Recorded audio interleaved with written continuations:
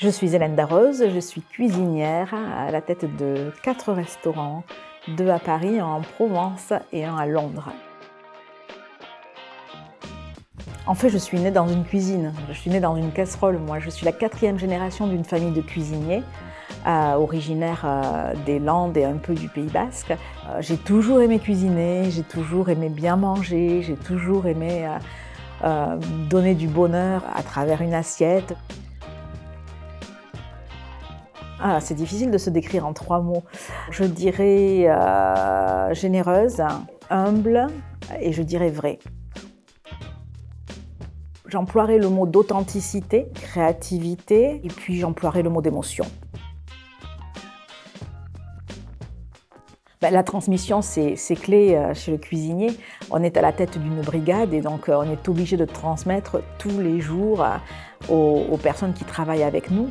La transmission, c'est le cœur de notre métier, je dirais. Alors, pour des novices en cuisine, c'est simple. Moi, je dis, il ne faut pas se prendre la tête. Il faut faire les choses le plus simplement possible. Il faut commencer par faire dans la simplicité. On ne met pas de complexité dès le départ. On choisit le bon produit. Ça, c'est hyper important. Choisir le bon produit.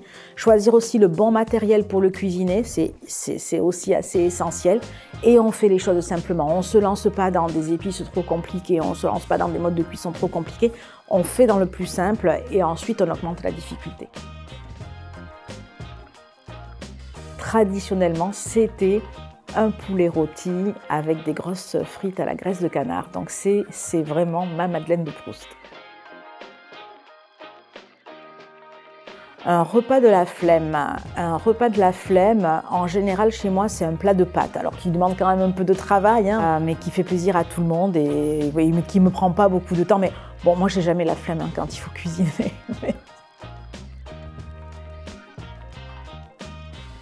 Le cuisine en vrai, pour moi, c'est d'abord respecter la saison, respecter le produit et donc de par là même la saison. C'est aussi respecter des circuits courts. Ça, c'est clair. Je pense qu'on a une vraie responsabilité aujourd'hui à acheter autour de nous des produits qui sont produits ou élevés ou pêchés autour de chez nous. Et puis ensuite, c'est de les cuisiner avec tout son cœur, avec tout ce qu'on a à dire, avec émotion, on va dire. Voilà, pour moi, c'est vraiment ça le cuisiner vrai aujourd'hui. Moi, j'ai été élevée par mon grand-père qui disait la qualité d'un cuisinier, le talent d'un cuisinier se juge à la plonge au retour des assiettes. Et si elles ont été saucées, ça veut dire que voilà, le cuisinier est excellent. Donc oui, on a le droit et on doit et c'est un très bon signe quand on sauce son assiette. Alors c'est chocolatine quand je suis dans le sud-ouest et pain au chocolat quand je suis à Paris. Parce que, à Paris, chocolatine, ça veut rien dire. Il faut quand même dire les choses comme elles sont. Donc voilà.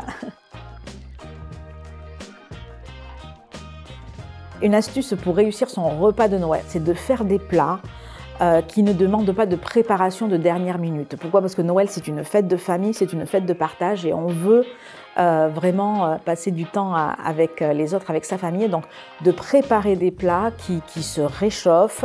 Par exemple, au lieu de faire un chapon rôti, on fait un chapon cuit dans un bouillon. Il y a beaucoup moins besoin de précision sur les cuissons. Ou alors on fait un plat qui se met dans le four.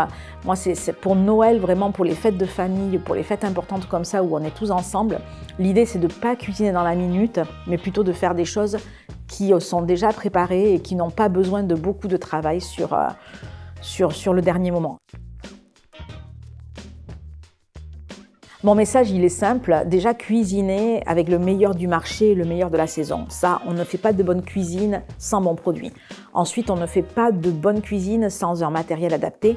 Chez Citram, vous avez tout le loisir de trouver ce qu'il faut pour cuisiner les choses en particulier. Donc, faites-vous plaisir en choisissant la poêle, la cocotte, la casserole qu'il faut.